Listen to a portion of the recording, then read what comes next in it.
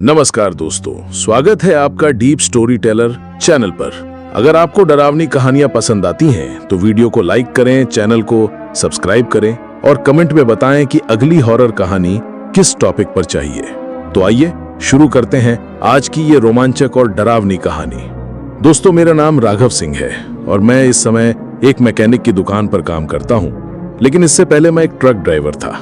मैंने करीब 15 साल ट्रक ड्राइविंग का काम किया है और उसी 15 साल के ट्रक ड्राइविंग का काम करते हुए मेरे साथ एक ऐसा डरावना हादसा हुआ था जिसके बारे में मैंने कभी अपने सपने में भी नहीं सोचा था।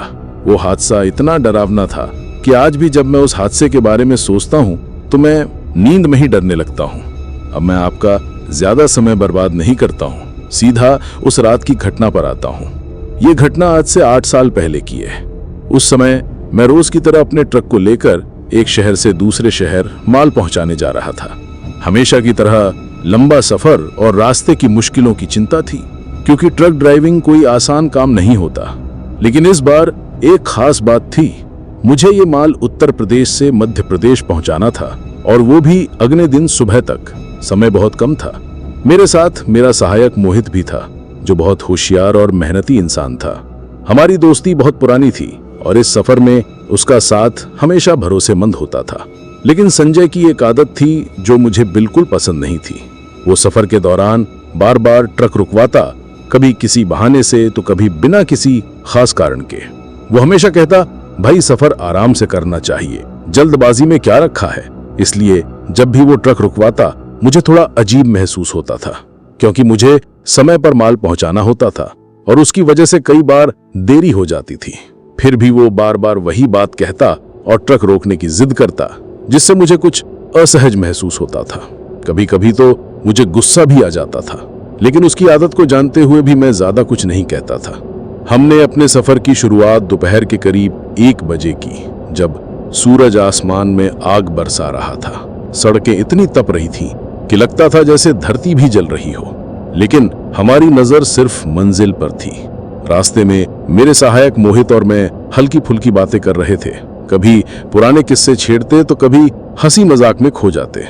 सफर एकदम सहज लग रहा था, जैसे ये हमें सिर्फ खुशी देने के लिए ही बना हो। लेकिन हमें इस बात का बिल्कुल भी अंदाजा नहीं था कि ये सफर हमें आगे चलकर किस भयानक मोड़ पर ले जाने वाला था। घंटों ट्रक चलाने के बाद मोहित अचानक कहता, राघव सिंह भाई, पेट में चूहे दौड़ रहे हैं, कहीं खाना खाने के लिए रोक लेते हैं। उसकी बात सुनकर मैं हल्के से मुस्कुराया और कहा, जैसे ही कोई ढाबा दिखेगा वहीं रुकते हैं। मोहित ने लंबी सांस ली और सड़क पर नजरें गड़ा दी, शायद इस उम्मीद में कि जल्द ही कोई ढाबा नजर आ जाएगा। एक चीज जो मैं आप सबसे कहना चाहता हूँ, मोहित को भूख बिल्कुल भी बर्दाश्त नहीं होती थी। हालांकि हमने सफर से पहले ठीक से खाना खा लिया था, लेकिन अब फिर से उसे भूख लग गई थी।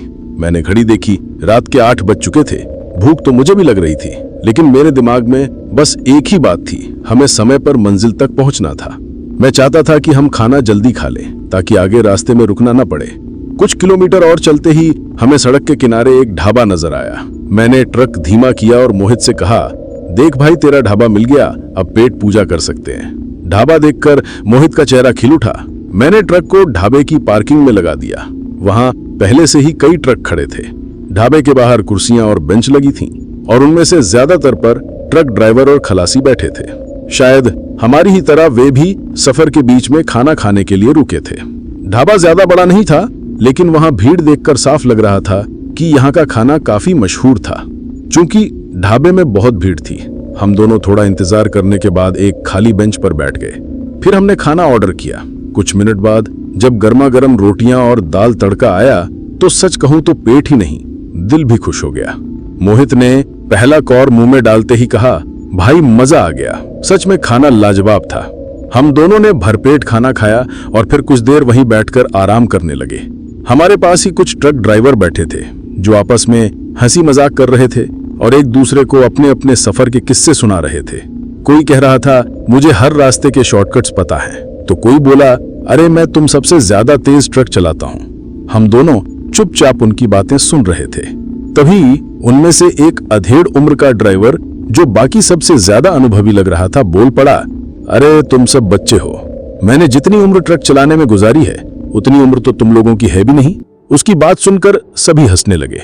धीरे धीरे सभी ड्राइवर खाना खाकर उठने लगे, लेकिन वो अधेड़ ड्राइवर अभी भी वहीं बैठा था, अपने खाने की आखिरी बाइट खा रहा था। उसकी सफेद दाढ़ी और गहरी झुर्रियां उसकी उम्र का साफ संकेत दे रही थी।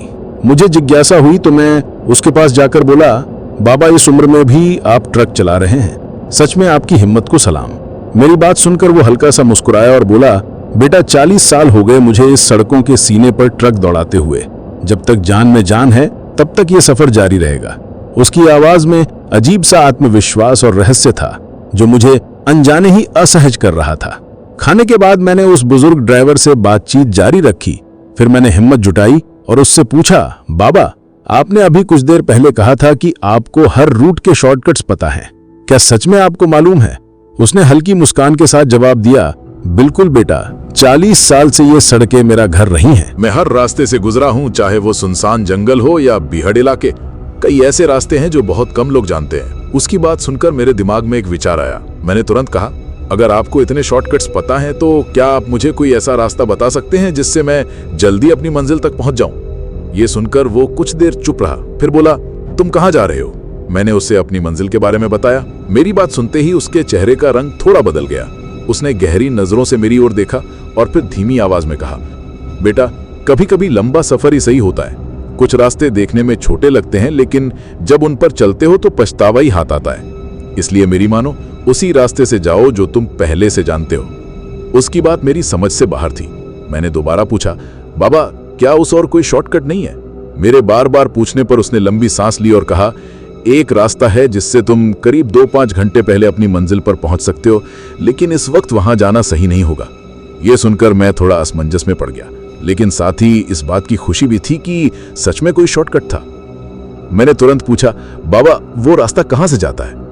अब की बार वो थोड़ा असहज हो गया। उसने कहा, देखो, अगर तुम दिन के वक्त पूछते तो शायद मैं बता देता, लेकिन इस समय उस रास्ते पर जाना खतरे से खाली नहीं है।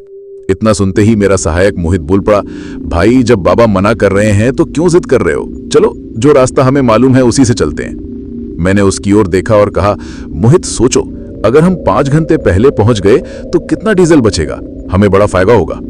सच कहूं तो मैं लालच में आ गया था। मैंने मोहित को चुप रहने का इशारा किया और फिर बाबा से कहा, ठीक है बाबा, मैं अभी नहीं जाऊंगा, लेकिन आप मुझे शॉर्टकट का पता तो बता ही दो, ताकि अगर कभी दिन में जाना हुआ तो उसका इस्तेमाल कर सकूं। बाबा ने मुझे संदेह भरी नजरों से देखा और फिर बोले, मुझे उम्मीद है कि तुम इस वक्त उस ओर नहीं जाओगे, लेकिन जब तुम इतना जिद कर ही रहे हो तो सुनो।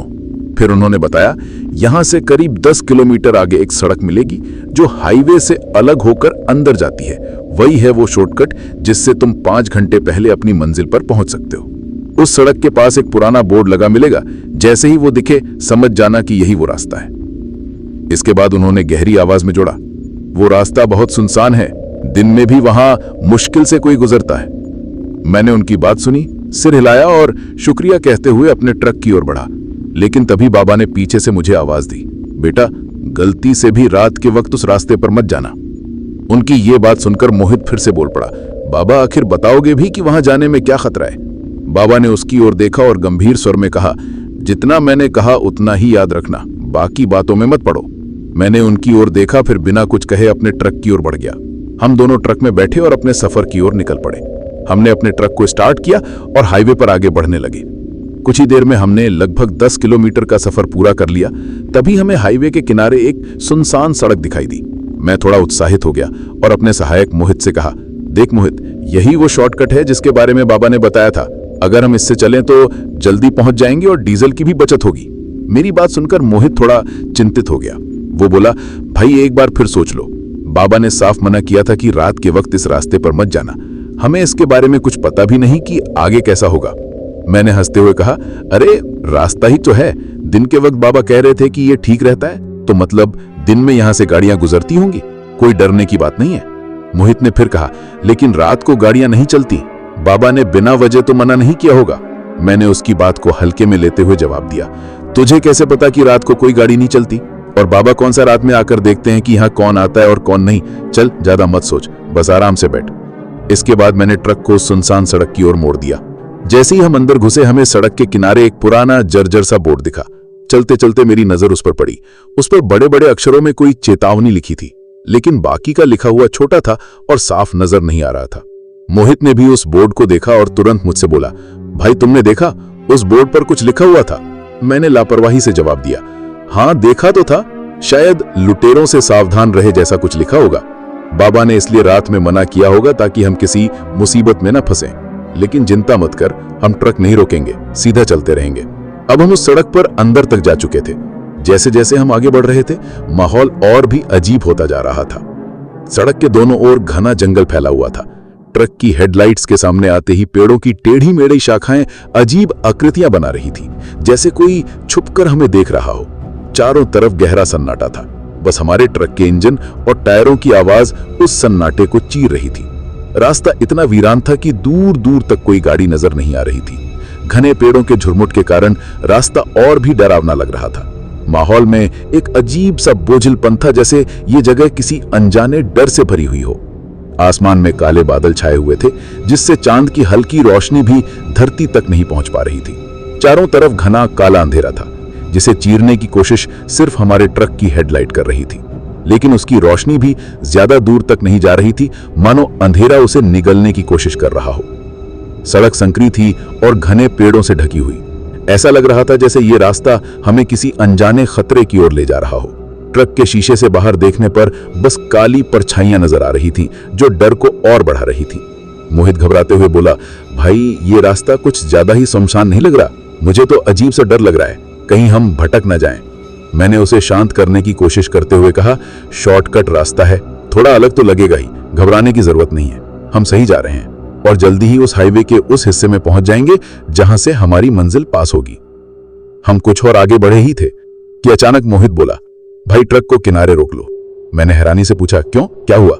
मोहित हड़बड़ाए हुए बोला, भाई मुझे टॉयलेट जाना है, बहुत जोर से लग रही है, ट्रक रोक लो। मैंने मोहित से कहा, इस सुनसान रास्ते पर ट्रक रोकना ठीक नहीं रहेगा, थोड़ा कंट्रोल कर लो, जैसे ही हमें कोई सुरक्षित जगह दिखेगी मैं ट्रक रोक दूंगा।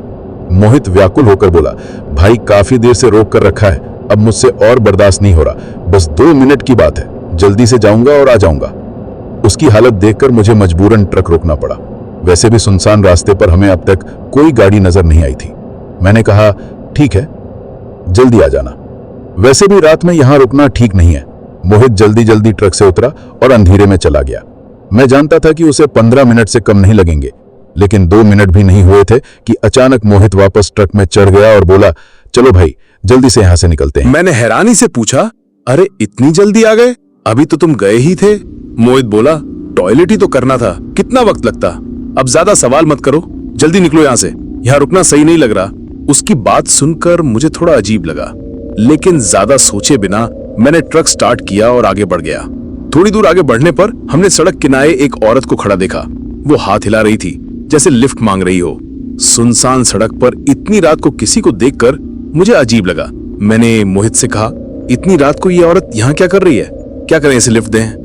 मोहित थोड़ी देर खामोश रहा, फिर बोला, भाई लिफ्ट दे देते हैं, हो सकता है इसका किसी परेशानी में हो और इसे मदद की जरूरत हो। मुझे हैरानी हुई, क्योंकि आमतौर पर मोहित लिफ्ट देने के सख्त खिलाफ रहता था। आज पहली बार वो किसी अजनबी के पक्ष में बोला था। मैंने कहा, अगर ये लुटेरों की चाल हुई तो? मोहित तुरंत बोला, अगर ये लुटेरों की चाल होती तो यहाँ औरत नहीं होती, बल्कि कोई आदमी होता। उसकी बातों से मुझे लगा कि वो किसी वजह से चाहता था कि हम उस औरत को ट्रक में बैठाएं। फिर भी मैंने उसकी बात मान ली और ट्रक रोक दिया।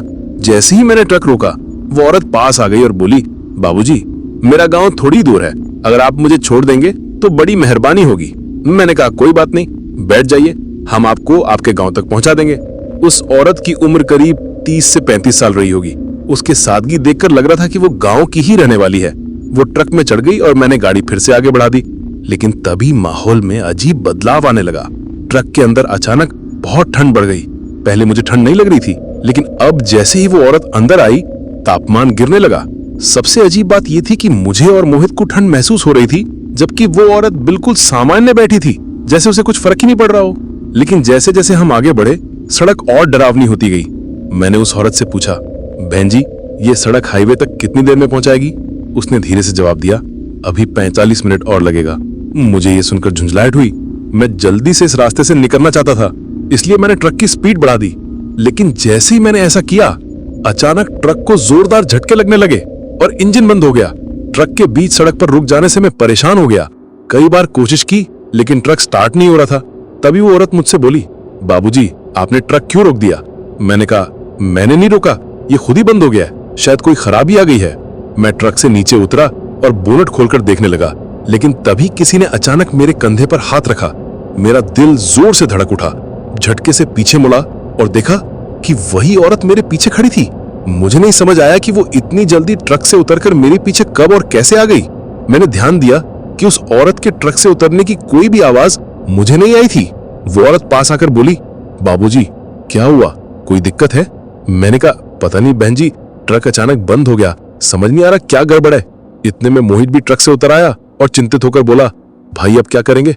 इतनी रात को इस सुनसान सड़क पर ट्रक का खराब हो जाना अच्छा संकेत नहीं लग रहा, ये जगह भी कुछ ठीक नहीं लग रही। वो औरत धीरे से बोली, आपका साथी सही कह रहा है बाबूजी, इस सड़क पर इतनी रात को रुकना ठीक नहीं है।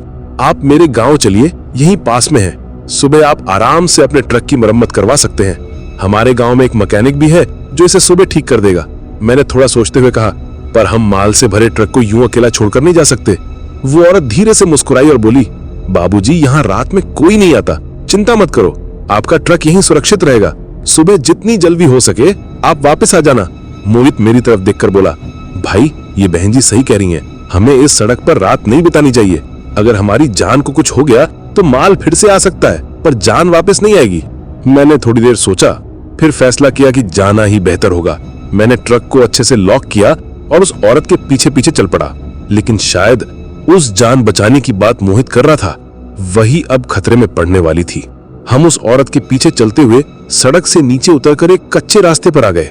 वो रास्ता एक घने जंगल के बीच से गुजर रहा था। जैसे जैसे हम आगे बढ़ रहे थे, मेरी बेचैनी बढ़ती जा रही थी। चारों ओर सन्नाटा था और पेड़ों की टेढ़ी मेढ़ी शाखाएं अंधेरे में डरावनी लग रही थी। थोड़ी देर बाद हमें सामने एक गांव दिखाई दिया, लेकिन यह गांव अजीब लग रहा था।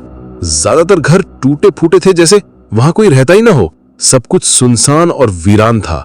हम और आगे बढ़े तो कुछ घर नजर आए जो बेहतर हालत में थे, लेकिन जैसे ही हम वहां पहुंचे मैंने देखा कि घरों के बाहर कई लोग खड़े थे। वे हमें घूर रहे थे, एक अजीब नजरों से।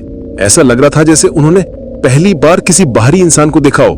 मैंने उस आदमी से पूछा, बहन जी ये सब लोग यहाँ इस तरह क्यों खड़े हैं? वो मुस्कुराकर बोली, अरे बाबूजी आज हमारे गांव में दावत है, इसलिए सब इकट्ठा हुए हैं। फिर वो हमें एक घर के अंदर ले गई और एक कमरे में बैठा दिया। आप आराम करो, मैं अभी आती हूँ, कहकर वो बाहर चली गई। हम कमरे में बैठे ही थे कि वो औरत फिर से आई और बोली, बाबूजी पहले कुछ खा लीजिए। मैंने मना करते हुए कहा, नहीं बहन जी, हमने खाना नहीं खाएंगे, बस आप सोने का इंतजाम करवा दीजिए। लेकिन तभी मोहित बोल पड़ा, बाबूजी मुझे तो बहुत जोर से भूख लगी है। मैंने हैरानी से उसकी तरफ देखा, मोहित तुमने तो मेरे साथ ढाबे पर खाना खाया था, फिर अब अचानक इतनी भूख कैसे लग गई? मोहित झेंपते हुए बोला, हाँ खाया था, लेकिन अब फिर से बहुत भूख लग रही है, मैं जल्दी से खाकर आता हूँ। उसकी बात सुनकर मुझे कुछ अजीब लगा, पर मैंने कुछ नहीं कहा। वो औरत मोहित को अपने साथ ले गई और अब मैं कमरे में अकेला रह गया। अब मैं अकेला बैठा सोच रहा था कि मेरा ट्रक सुनसान सड़क पर खड़ा है, कहीं कोई लुटेरा उसका माल लूट ना ले। इसी सोच में डूबा था कि अचानक मुझे कमरे में एक भयंकर बदबू महसूस होने लगी। हालांकि हल्की बदबू पहले भी आ रही थी, लेकिन अब वो और तेज हो गई, इतनी तीखी कि सांस लेना मुश्किल हो रहा था। ये बदबू किसी सड़े गले मांस की तरह थी, जैसे कोई जानवर कई दिनों से मरा पड़ा हो। मैंने इधर उधर देखा, फिर मेरी नजर कमरे के पास वाले दूसरे कमरे पर पड़ी। बदबू वहीं से आ रही थी। मेरा दिल जोर जोर से धड़कने लगा। क्या इस गांव में कुछ गड़बड़ थी या फिर हम एक भयानक जाल में फंस चुके थे? डर पर काबू पाते हुए मैंने धीरे धीरे उस कमरे का दरवाजा खोला, लेकिन जैसे ही अंदर झांका मेरे पैरों तले जमीन खिसक गई। मेरी टांगे कांपने लगी, शरीर सुन्न पड़ गया और सांसें रुक गईं। अगर कोई और होता तो यकीनन मेरी तरह ही थर थर कांप उठता। कमरे के अंदर का दृश्य इतना भयानक था कि उसे शब्दों में बयां करना मुश्किल था। दर्जनों कटे हुए सिर दीवारों पर टंगे थे, जैसे किसी ने उन्हें सजावट के लिए रखा हो। फर्श पर बिखरे हुए इंसानी कंकाल, सड़े गले अंग और वो भयानक बदबू। ये बदबू इतनी तीव्र थी कि सांस लेना भी मुश्किल हो गया। मैंने घबराकर अपनी नाक को दोनों हाथों से ढक लिया, लेकिन फिर भी बदबू सहन नहीं हो रही थी।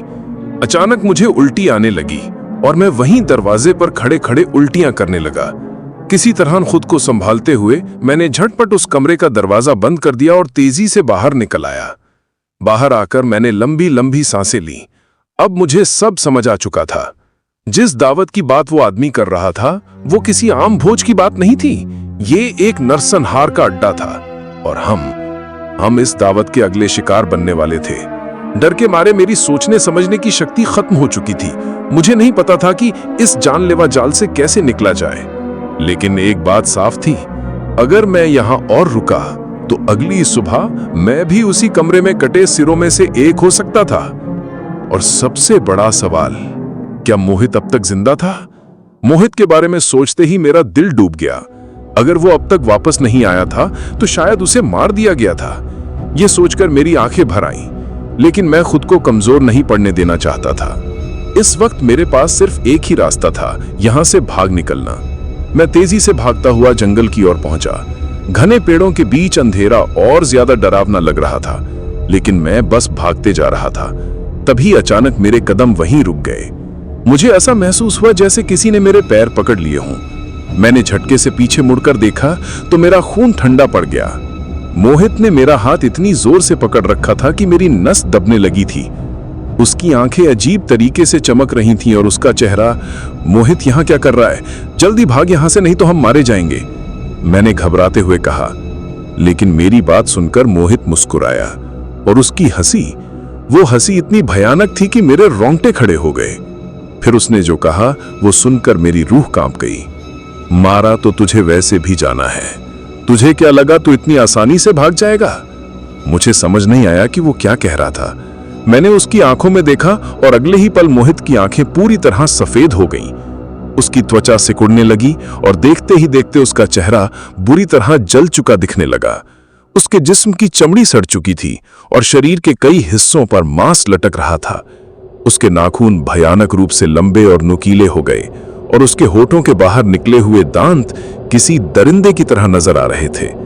अब मेरे सामने कोई इंसान नहीं बल्कि एक नरभक्षी खड़ा था। मैं इतनी बुरी तरह डर गया कि मेरे मुंह से आवाज तक नहीं निकली।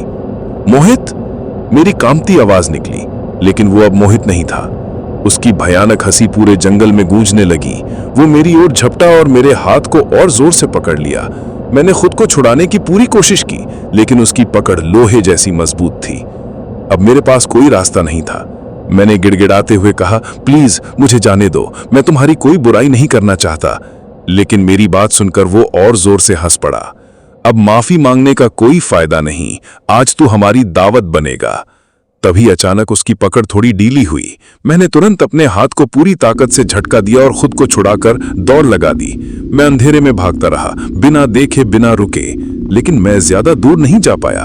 अचानक मेरे पैरों के चारों ओर कोई चीज लिपटी और अगले ही पल में जोर से जमीन पर गिर पड़ा। मैंने घबराकर पीछे देखा और मेरी आत्मा तक कांप उठी। वो नरभक्षी और मोहित, जो अब पूरी तरह से प्रेत बन चुका था, जोर जोर से चीखने लगे। उनकी चीखें इतनी भयानक थीं कि पूरा जंगल गूंज उठा। ऐसा लग रहा था जैसे उन्हें किसी चीज से तकलीफ हो रही हो। मैंने हिम्मत जुटाकर अपनी धुंधली होती नजरों से देखा। तभी मेरे पीछे से किसी ने आवाज दी, जल्दी उठो। ये आवाज सुनते ही मैंने धीरे धीरे गर्दन घुमाई और मैंने एक आदमी को देखा। उसके हाथ में एक माला थी। उसने वो माला उन प्रेत की तरफ उठाई हुई थी जिससे वे तड़पने लगे थे। शायद वही माला उन्हें कमजोर कर रही थी। ये देखते ही मैंने पूरी ताकत लगाकर खुद को घसीटा और किसी तरह उस आदमी के पास पहुंचा। वो आदमी धीरे से आगे आया और मेरे हाथ में एक माला थमा दी। जब तक ये माला तुम्हारे पास है, ये प्रेत तुम्हें छू भी नहीं सकते, उसने गंभीर आवाज में कहा। फिर वो आदमी बोला, अब बिना देर किए यहां से भागो। इन प्रेतों को मैं रोक लूंगा, लेकिन एक बात ध्यान रखना, पीछे मुड़कर मत देखना। ये प्रेत तुम्हें डराने की पूरी कोशिश करेंगे, लेकिन अगर तुमने पीछे देखा तो मैं भी तुम्हें नहीं बचा पाऊंगा। उसकी आवाज में ऐसा दृढ़ विश्वास था कि मैंने बिना सवाल किए सिर हिलाया और वहां से निकल गया। मैं पूरी ताकत से जंगल से बाहर की ओर दौड़ने लगा। पीछे से कई अजीबोगरीब चीखें और गड़गड़ाहट सुनाई दे रही थीं, जैसे पूरा गांव हमारे पीछे भाग रहा हो। पेड़ों के बीच से परछाइयां हिलती हुई दिख रही थीं, लेकिन मेरे दिमाग में उस आदमी की कही हुई बात घूम रही थी, किसी भी हाल में पीछे मत देखना। मेरी सांसें फूलने लगीं, लेकिन डर ने मुझे रुकने नहीं दिया। कुछ देर बाद मुझे एक सड़क दिखी और मैं पूरी ताकत से दौड़ते हुए वहां पहुंच गया। सड़क पर पहुंचते ही मेरी नजर मेरे ट्रक पर पड़ी। मैं तुरंत ट्रक में बैठा और मैंने कांपते हाथों से ट्रक स्टार्ट करने की कोशिश की। इंजन गरजा और ट्रक स्टार्ट हो गया। मैंने तुरंत एक्सेलरेटर दबाया और ट्रक को पूरी रफ्तार से आगे बढ़ा दिया। मैं अभी कुछ दूर आगे बढ़ा ही था कि कोई आदमी रोड के बीच में आ गया और वो अपना हाथ ऊपर करके कि लिफ्ट मांग रहा था। ये दृश्य देखकर अब मैं मन ही मन भगवान का नाम लेने लगा था। लेकिन जैसे ही उस आदमी के नजदीक पहुंचा और उस आदमी को देखा तो मैं पूरी तरह हैरान रह गया, क्योंकि वो आदमी कोई और नहीं बल्कि मोहित था। अब मोहित को देखते ही मैं खुश हो गया और ट्रक को रोक दिया। मोहित तुरंत ट्रक में बैठ गया। कुछ दूर बढ़ने के बाद मैंने फिर रघु की तरफ देखा और पूछा, तुम तो प्रेत बन गए थे, फिर बच कैसे गए? मोहित ने मेरी तरफ अजीब नजरों से देखा और बोला, उस्ताद आप क्या बात कर रहे हैं? आपने तो मुझे उस सुनसान सड़क पर अकेला ही छोड़ दिया था। ये सुनते ही मेरी आंखें फटी रह गईं। क्या? हाँ उस्ताद, मुझे हल्का होने में देर हो गई थी और जब वापस आया तो आपने ट्रक स्टार्ट कर लिया था। मैंने आपको आवाज भी लगाई लेकिन शायद आपने सुनी नहीं। जब तक मैं ट्रक तक पहुंचा आप जा चुके थे। मेरा सिर चकराने लगा। अगर मोहित सड़क पर ही रह गया था तो मेरे साथ वो कौन था जो गांव तक गया था? मोहित ने आगे बताया, जब आप चले गए तो मैं बहुत घबरा गया था। मुझे समझ नहीं आ रहा था कि क्या करूं, तो फिर मैं वहां से पैदल ही निकल गया। फिर आप मुझे रोड के साइड मिल गए तो बस बात समझ नहीं आ रही थी। वो मोहित नहीं था तो वो कौन था? उस्ताद आप क्या सोच रहे हैं? कि क्या करूं? तभी अचानक मैंने देखा कि तो रास्ते में एक बाबा आ रहे थे। मैंने तुरंत उनको सारी बातें बताई तो उन्होंने बताया कि इस गांव में नरभक्षी प्रेतों का वास है। उन्होंने मुझे ये माला दी और कहा कि इससे वे प्रेत कमजोर हो जाएंगे। फिर मैंने पूछा तो वो आदमी जो हमारे पीछे खड़ा था वही बाबा थे। उन्होंने हमें बचाने के लिए खुद को वहां रोक के रखा। मैं हवाक रह गया। मैंने ट्रक की स्पीड और बढ़ा दी। अब हमें किसी भी हालत में इस जगह से जितनी जल्दी हो सके दूर जाना था। जैसे जैसे ट्रक आगे बढ़ रहा था मेरे दिल की धड़कनें धीरे धीरे शांत होने लगी। लेकिन एक सवाल अब भी दिमाग में गूंज रहा था, अगर मोहित मेरे साथ नहीं था तो मेरे साथ जो मोहित के रूप में था वो कौन था? शायद इसका जवाब मैं कभी नहीं जान पाऊंगा। कई किलोमीटर तक लगातार चलने के बाद हमें दूर एक मंदिर दिखाई दिया जो शिव जी का मंदिर था। मंदिर के साथ ही एक गांव भी नजर आया। जैसे ही हमने मंदिर को देखा हमारे दिल को एक अजीब सी राहत मिली। ऐसा लगा जैसे अब हम सही जगह पर पहुंच चुके हैं, एक पवित्र स्थान जहां कोई भी प्रेत या छलावा हमारा कुछ नहीं बिगाड़ सकता। मैंने बिना कोई देरी किए ट्रक को मंदिर के सामने रोक दिया। हम दोनों एक दूसरे की तरफ देखे बिना ही जल्दी से ट्रक से उतरे और भागते हुए मंदिर के अंदर चले गए। मंदिर में प्रवेश करते ही हमें एक बाबा जी दिखाई दिए। वे शांत मुद्रा में बैठकर पाठ कर रहे थे। हमें अंदर आता देख उन्होंने अपनी आंखें खोली और हमारी तरफ देखा। बेटा तुम बहुत डरे हुए लग रहे हो, क्या हुआ? उनकी आवाज में ऐसा अपनापन था कि मुझे पहली बार ऐसा लगा जैसे मैं किसी सुरक्षित स्थान पर हूं। मैं दर्द से कराहते हुए बोला, बाबा जी हमने बहुत बड़ा अनर्थ देख लिया है, हम मौत के मुंह से बचकर आ रहे हैं। मोहित ने भी कांपते हुए सब कुछ बाबा जी को बता दिया, कैसे हमें छलाने घेरा, कैसे हमने नरभक्षी प्रेतों को देखा और कैसे हमें ये माला दी गई जिसने हमारी जान बचाई। बाबा जी ने हमारी बात ध्यान से सुनी, फिर बोले, बेटा ये कोई आम प्रेत नहीं थे, ये अतृप्त आत्माएं थीं। इनका मोक्ष नहीं हुआ इसलिए ये इंसानों को छलते हैं और उनका भक्षण करते हैं। लेकिन बाबा जी हमें ही क्यों फंसाया गया? मैंने घबरा कर पूछा। क्योंकि तुमने उस बूढ़े ट्रक ड्राइवर की बात नहीं मानी थी। महंत जी की बात सुनकर मेरे रोंगटे खड़े हो गए। मुझे याद आया जब हम हाईवे पर थे तो एक बूढ़े ट्रक ड्राइवर ने हमें उस रास्ते पर जाने से मना किया था, लेकिन मैंने उसे नजरअंदाज कर दिया। अगर मैं उसकी बात मान लेता तो शायद ये सब नहीं होता। बाबा जी ने हमें शिव जी के चरणों में बैठने को कहा। उन्होंने मेरे घावों पर गंगाजल और भभूत लगाई। जैसे ही वो भभूत मेरे पीठ पर लगी मुझे ऐसा लगा जैसे किसी ने बर्फ रख दी हो। दर्द तुरंत कम होने लगा। बाबा जी ने अंत में कहा, बेटा ये माला हमेशा अपने पास रखना, ये तुम्हें हर बुरी आत्मा से बचाएगी और आगे से किसी अनजान रास्ते पर जाने से पहले सोच समझकर फैसला लेना। हमने सिर झुकाकर कहा, जी बाबा जी। अब हमें समझ आ चुका था कि हमने कितना बड़ा खतरा मोल लिया था, लेकिन भगवान की कृपा और एक नेक इंसान की मदद से हम मौत के मुंह से बचकर निकल आए थे। अब हम आगे बढ़ चुके थे, लेकिन इस अनुभव ने हमें जीवन भर के लिए बदल दिया था। कौन जाने अगर उस दिन भगवान ने हमारी रक्षा नहीं की होती तो आज हमारी जगह कोई और इस कहानी को सुना रहा होता। लेकिन कहानी यही खत्म नहीं होती। जब राघव और मोहित उस सुनसान गांव से निकलने की कोशिश कर रहे थे तभी अचानक उन्हें पीछे से घंटियों की आवाज सुनाई दी, जैसे कोई उनका पीछा कर रहा हो। राघव ने पलटकर देखा तो पेड़ों पर उल्टे लटके कई साए नजर आए जिनकी आंखें लाल चमक रही थीं। वो साए धीरे धीरे उनके करीब आने लगे और हवा में एक अजीब सी फुसफुसाहट फैल गई। तुम बच नहीं सकते। ये सुनकर उनके मांगटे खड़े हो गए और वे पूरी ताकत से भागने लगे। आखिरकार कई घंटों की जद्दोजहद और भगवान के आशीर्वाद से राघव और मोहित मौत के मुंह से बाहर निकलने में सफल हुए। लेकिन उस रात का खौफ उनकी रगों में हमेशा के लिए बस गया। आज भी जब राघव उस रात को याद करता है, उसका दिल जोर जोर से धड़कने लगता है। दोस्तों, इस कहानी से हमें यही सीख मिलती है कि बुजुर्गों की बात को कभी नजरअंदाज नहीं करना चाहिए। अगर आपको ये कहानी पसंद आई हो तो वीडियो को लाइक करें, चैनल डीप स्टोरी टेलर को सब्सक्राइब करें और अगली हॉरर कहानी के लिए कमेंट करना न भूलें।